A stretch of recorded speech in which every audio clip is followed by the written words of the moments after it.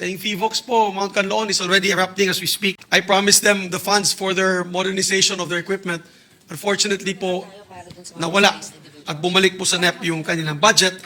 Yung pag-asa na palagi natin sinasabihan na walang pag-asa, binigyan po natin sila ng additional budget so that they could improve their Doppler radar systems.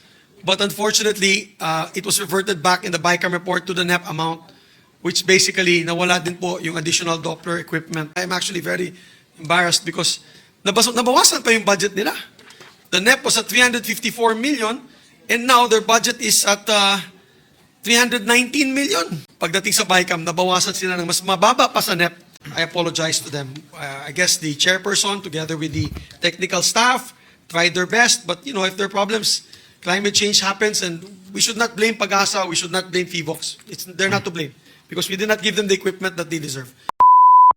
Mr. President, I just want to put on record, with, of course, my highest respects to the chairperson, Senator Grace Poe, for spearheading the committee, and of course to the Senate President trying his best to work miracles out of the limited fiscal space that we have.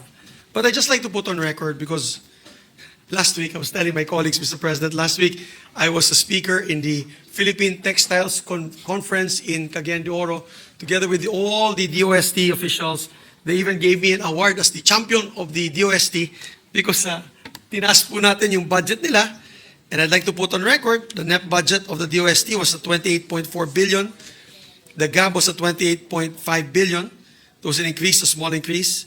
And the committee report, our committee report, Mr. President, was at 29.3 billion. So, unfortunately, nabanggit ko na po ito sa kanila. Lalo na po, Mr. President, my dear colleagues, no? Lalo na po yung FIVOX. Yung FIVOX po, Mount Canlaon is already erupting as we speak, Mr. President. And I promised them the funds for their modernization of their equipment. Unfortunately po, nawala at bumalik po sa NEP yung kanilang budget. Yung Pag-asa na palagi natin sinasabihan na walang pag-asa, binigyan po natin sila ng additional budget so that they could improve their Doppler radar systems. But unfortunately, it was reverted back in the Bicam report to the NEP amount, which basically nawala din po yung additional Doppler equipment. So I just want to put this on record, Mr. President. Naiya nga ako dahil yung pinagpuntahan ko na conference, which is the Philippine Textile Research Institute, at hiyang-hiya po ako sa kanila. I'm actually very embarrassed because nabawasan pa yung budget nila. The NEP was at 354 million and now their budget is at 319 million. At sinabi, and of course, our Bicam report was at 384. So they had about a 30 million increase in the Bicam report, and then, in the Senate approval. Pagdating sa Bicam, nabawasan sila ng mas mababa pa sa NEP, Mr. President. I have to put this on record because ayoko naman po magalit sila sa akin. Sabihin nila, I am remiss at my job as being the chairman of the Committee on the Science and Technology Budget. So, I just want to put that on record because I don't want to lose face, Mr. President, to the department. I apologize to them. I guess the chairperson, together with the technical staff, tried their best, but you know, if there are problems, climate change happens and we should not blame Pag-asa, we should not blame FIVOX. They're not to blame because we did not give them the equipment that they deserve. Second, Mr. President, is PhilPost. Yung Franklin privileges na binigay natin 100 million, which we give every year as a Senate, tinanggal po. Wala na pong Franklin privileges under PhilPost. So therefore, wala na pong libreng mailing Franklin privilege yung DOJ, which were, the Justice Judiciary, which were expected from us in the COMELEC. I don't know how we will explain that to them, and I will explain to PhilPost because now PhilPost has to pay for it, and I know they don't have the income for it, Mr. President. Zero budget din sila. So yun naman po, with a heavy heart, I still support the budget, Mr. President. I trust your leadership, and I will support this budget.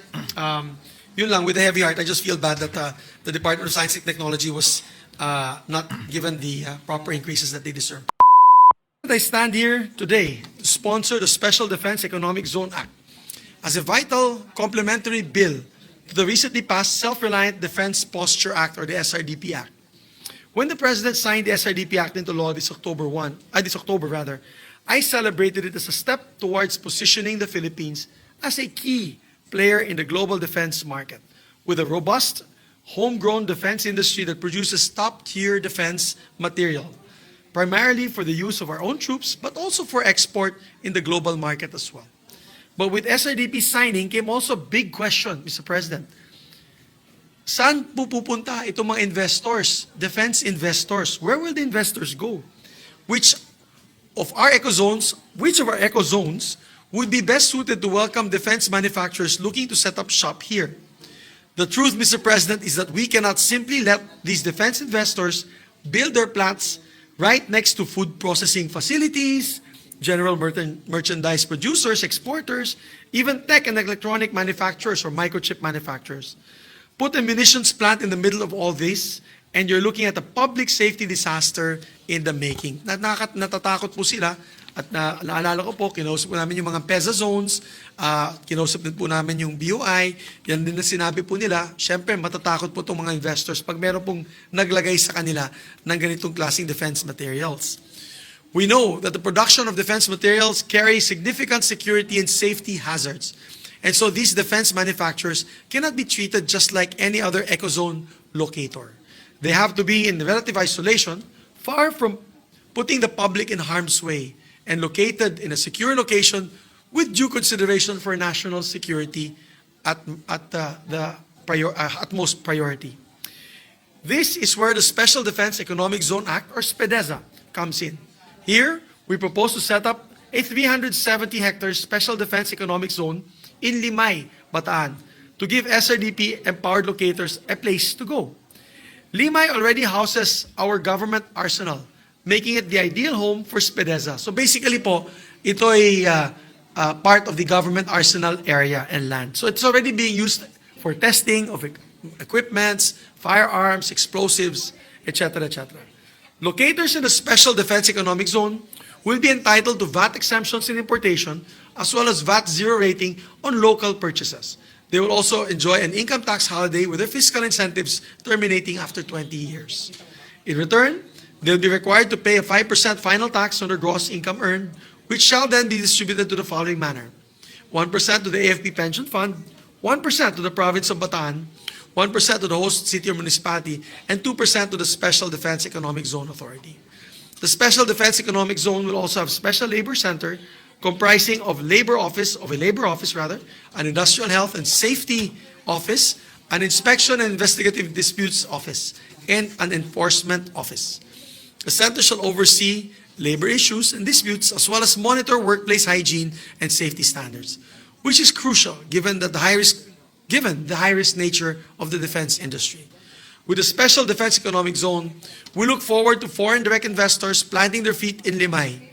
We can also looking forward to technological, skills building, and research and development exchanges between them and our government arsenal, as well as infrastructural development that will benefit not just the economic zone, but the entire municipality as well. As such, Mr. President, I am hopeful that we can pass this measure, which we need in our bid to bring in more defense investors through the SRDP Act. Once again, maraming salamat po, Mr. President. Thank you very much. Thank you, Senator Zubiri. Umani naman ito ng iba't ibang reaksyon mula sa ating mga netizens. Ayon kay Nestor Matulin, hindi niya kaya si Duterte, kaya si Bongbong Marcos na lang ang pagtripan niya, isa ka talagang kalaban ng gobyerno. Pahayag naman ni Chris Crespo, the Filipino people is also disappointed to our present administration. Well said, Emma Senator, you nailed it. At ito naman ang saloobin mula sa ating kababayan na si Chris Mistica, pinakagarapal na admin in Philippines, history is begin administration, hindi na kayo naawa sa bansang Pilipinas. Mga kababayan, feel free to comment below para maglabas ng saloobin sa balitang ito.